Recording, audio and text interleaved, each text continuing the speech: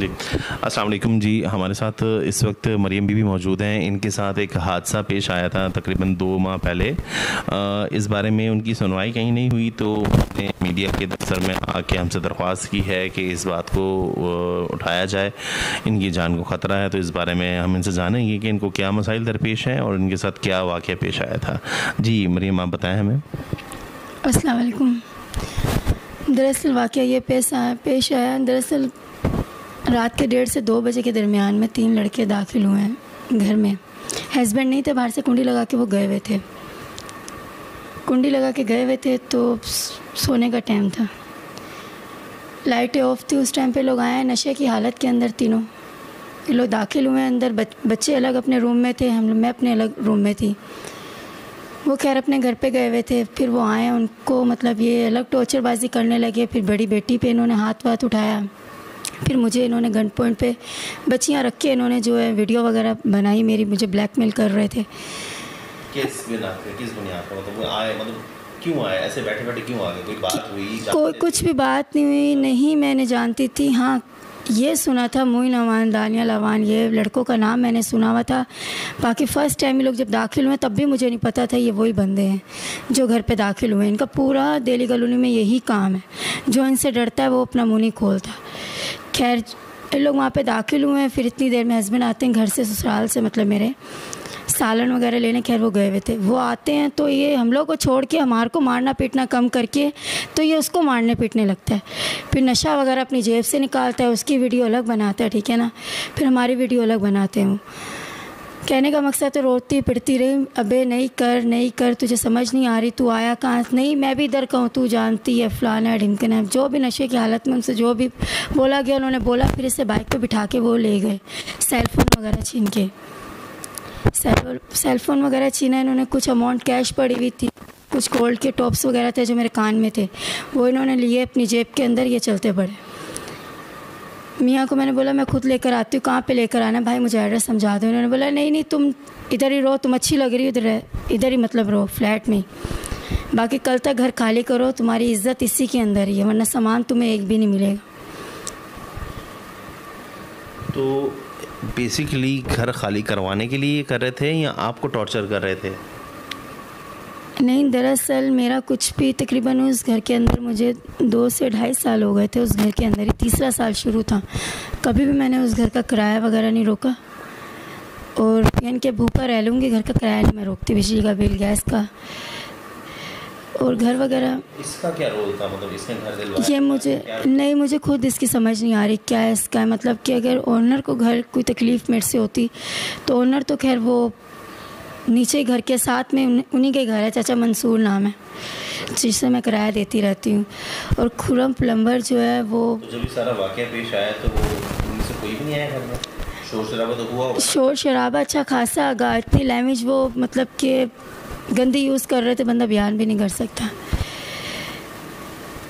तो खैर वो लोग कोई भी नहीं आया। उसके बाद मैंने बच्चे अम्मी के घर छोड़ के दोबारा मैं हॉक्सबी रोड से दोबारा मैं गई हूँ फिरियल थाने, इनके एफआईआर दर्ज वगैरह करवाने।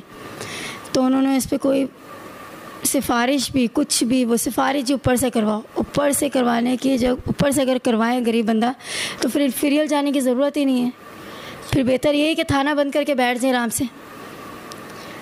हेड मोरो के पास केस गया जी, शाहिद साहब के पास जाके इतनी मतलब कि हमारे पास पेट्रोल तक, हमारे पास बाइक तक, साइकिल तक नहीं थी कि हम लोग जा सके। पैदल हम लोग आके शाहिद साहब जीना हॉस्पिटल से पैदल चलना भी कोई आधा पौना घंटा लगता है कि हम लोग उधर दाखिल होते हैं। शाहिद साहब ये बात है, चले बस हम लोग आ रहे हैं।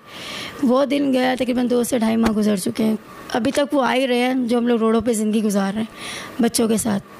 आजकल के दौर में कोई भी किसी को नहीं पूछता। इनसे सिफारिश अपीलें कर दी, नहीं भाई, वो कहते नहीं। सुल्तान साहब के पास केस गया और मुझे, सुल्तान कौन है? सुल्तान साहब के पास मुझे जो है शाहिद साहब ने भेजा था। उन्होंने भी इस केस के बारे में कुछ मसले को हल ही नहीं करा इन्होंने। तो आपने इस थाने के अलावा, फ्रेयर हॉल के अलावा, फ्रेयर थाने के अलावा कहाँ पे ये दरख्वास्त दी है? जब इन्होंने मेरे घर का जब सामान वगैरह उठाया, 14 तारीख का वाक़या, जब मैं दाखिल होती हूँ घर में, मुझे ताला भी खुला मिलता है, टूटा मिलता है। ताला टूटा हुआ होता है, दरवाज़ा टूटा हुआ होता है, उसके ऊपर ताले पे ताला होता है। दोबारा मैं जाती हूँ फीरियल में, मैं कहती हूँ सर ये मसला है, मैं 15 करके जाती हूँ, सर ये मसला, मेरे पास सेल फ़ोन नहीं, सेल फ़ोन वगैरह लोग ले गए। फीरियल वालों ने वीडियो बनाई, 15 वाले जो आते हैं, वीडियो वगैरह उन्होंने बनाई। और खैर जो अली पुलिस वाला जो 15 पे होता है, उन्होंने काफ़ी मेरे साथ मतलब ताबुन किया। उन्होंने कहा हमारे को ये कानून शोभा नहीं देगा, हम लोग अपने सेल फ़ोन के अंदर वीडियो बनाएं आपके घर की। मैंने कहा भाई देख सकते हैं, मैं पेट्रोल वाला मोबाइल यूज़ करी, वो भी बनोई का। खैर इन्होंने वीडियो वगैरह बनाई, वो जाके हम वहाँ पे शाहिद साहब को भी दिखाई, हाजी साहब बैठे थे उन्हें भी दिखाई, और सुल्तान साहब थे। और मैं बोलती रही, मैंने कहा मुझे जो है ना SHO साहब से मिलने दें, उनसे एक दफ़ा बात हो जाए कि फ़ेस टू फेस, नहीं आज आना, कल आना, परसों आना। इन लोग ऐसे करके मुझे टालते गए। मतलब इस पूरे सिनेरियो में SHO साहब मतलब वकार तनोली साहब आपसे मिले ही नहीं हैं, आप ये कह रही हैं? जी मुझे मिलने ही नहीं दिया ना उन्होंने। अच्छा, मिलने नहीं दिया? जी मिलने ही नहीं दिया उन्होंने। मतलब उन्होंने कहा नहीं आपसे वो खुद फ़ोन पे बात कर लेंगे। तो उन्होंने ऐसा पता नहीं क्यों नहीं होने दिया। या ऊपर दरअसल वो जो बंदे हैं उनकी भी काफ़ी जगह, मतलब गली नंबर 16 में मैं गई, मुंह वगैरह छुपा के निकाह वगैरह करके, फिर उन्होंने बोला ये मिशियात खो रहे हैं, ये भत्ता देते हैं फीरियल वालों को। फीरियल में मैं खुद गई 15 लेके, वो कह रहे हैं वो तो मोइन साहब सोए में, पुलिस वाले मुझे खुद कह रहे हैं मोइन साहब सोए में। अब उन्हें कैसे पता मोइन साहब सोए में? साहब यही लड़कों को वो साहब बुला रहे हैं। कहने का मकसद है ऐसे बंदों को तो बीच चौराहे में खड़ा करके गोलियां मारे जो घर से बेघर करने वाले हैं। अच्छा, आपने IG सिंध को दरख्वास्त दी है या चीफ मिनिस्टर हाउस में कोई दरख्वास्त दी है? सारी जगह मैंने दरख्वास्तें दी हैं, अमल ही नहीं किया गया, कोई सुनवाई नहीं हुई। कहीं भी मैं चली गई, सुनवाई उन्होंने की ही नहीं है। नहीं, इंशाल्लाह अब आप मीडिया में आइए, जो आपने दरख्वास्त हमें दी, इंशाल्लाह हमारी पूरी कोशिश होगी कि उस दरख्वास्त के थ्रू आपको जितना सपोर्ट हम कर सकते हैं और आपकी आवाज़ को जहाँ जहाँ हम उठा सकते हैं तो हम इसको आगे लेके जाएंगे। मेरी सिर्फ आपसे दरख्वास्त ये है कि आप देखें, हवा की बेटियों का आजकल मसला ये है कि जब उनके लिए कोई आवाज़ उठाता है तो वो अपने खौफ से मतलब पीछे हट जाती हैं। लेकिन आपने इतनी हिम्मत को आप यहाँ तक लेके आई हैं और इस चीज़ को आप फेस कर रही हैं, और आपने खुद कहा है कि इस चीज़ को आपने किसी के भी सामने ला सकती हैं, तो ये एक बड़ी आज की औरत के लिए ये बड़ी हौसला अफजा बात है कि वो इस चीज़ को रिकमेंड कर रहे हैं मसाइल को फेस करने के लिए। मेरी बाप से दरख्वास्त ये है कि आप इस चीज़ को ऑन करें, और मैं आपको सारे प्लेटफॉर्म जो है वो फराहम करूँगा। आप मसाइल को जहाँ जहाँ तक लेके जा सकती हैं हमारे साथ, हमें सपोर्ट करें, हम आपको सपोर्ट करेंगे, और इंशाल्लाह जो भी मसाइल आपको दरपेश हैं इनके आखिरी हल तक हम IG सिंध साहब के पास भी जाएंगे, हम चीफ मिनिस्टर साहब के पास भी इस इशू को उठाएंगे, और इंशाल्लाह DG रंजन साहब के पास भी इस मसले को लेके जाएंगे। तो आप इस चीज़ के लिए तैयार हैं? आपको पता है क्योंकि आगे जब भी बात मीडिया पे आती है तो लोग आप पे भी कीचड़ उछालेंगे, इस चीज़ के लिए आप ज़हनी तौर पर तैयार हैं? जी बिल्कुल तैयार हूँ, क्यों नहीं तैयार सर। वो मसला नहीं, इंसाफ पाने के लिए बहुत कुछ करना पड़ता है। बच्चे रोडों पे सो रहे हैं, उन माँ का दिल थोड़ी करेगा। आपकी दरख्वास्त जो फ्रेयर पुलिस स्टेशन में जमा है वो आपने जो मुझे दरख्वास्त दी उसके साथ सबमिट की है? जी। इसके अलावा जो CM हाउस में और जो इसके अलावा कहाँ दी हैं आपने दरख्वास्तें? सीमेंट हॉल में, हाँ वहाँ पे भी मैंने दी हैं, और तकरीबन 4-5 जगहों पे मैंने दी है। मैंने अपील यहाँ पे भी करी है, रेंजर्स विंग में भी अपील करी है, यहाँ पे भी उन्होंने कोई भी एक्शन, कोई भी सुनवाई नहीं हुई। कौन से विंग पे? ब्लावर हाउस के पीछे जो विंग लगता है ना, बैक साइड पे ब्लावर हाउस की।